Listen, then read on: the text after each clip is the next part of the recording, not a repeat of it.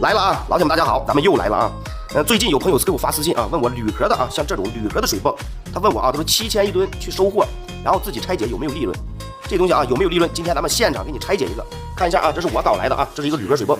像我这个啊，咱们也没看，也不知道铜的铝的啊，因为我是跟铁壳的一起来的。但是像这种啊，像这种铝壳的水泵啊，它的铝包的几率是非常大的啊。简单来说吧啊，我估计的啊，得有一半铝的这个东西，一半是铝包，所以说你不要看它的铝壳来迷惑啊，这东西铝包挺多的啊。如果你们收的价格高，建议啊用锤子打个孔，去瞅一下到底是铜线包还是铝线包。那么今天咱们就搞一个啊，这个水泵的重量7.45公斤，咱们按照7块钱1公斤搞来啊，花的价格也就是花了52块1毛5。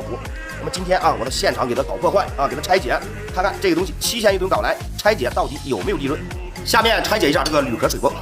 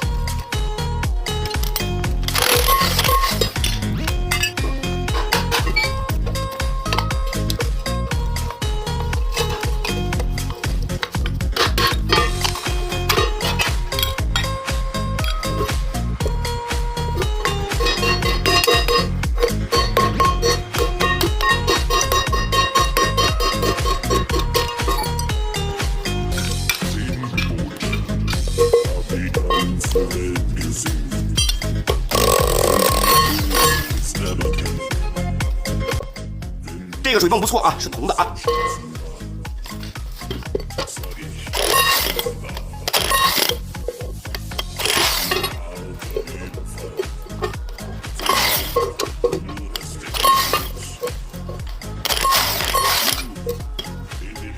下面咱们称一下这个铝壳的水泵拆解出来的这些东西。咱们先称一下铁。5.55公斤铁。最近啊，铜铁铝啊都是暴涨，最近价格不错啊，都是暴涨。那么我就按照现在的市场价格给大家计算一下，5.55公斤铁，17块7毛6的铁。下面再称一下铝，铝的市场价格现在应该能达到啊13000一吨左右，也就是13块钱1公斤，1.1公斤铝，14块3的铝。最后咱们称一下铜。0.6公斤铜，铜现在啊应该6万一吨左右了啊。0.6公斤铜，36块钱的铜。老铁们啊，这就是这个铝壳的水泵，咱们现场拆解的啊，出这些东西。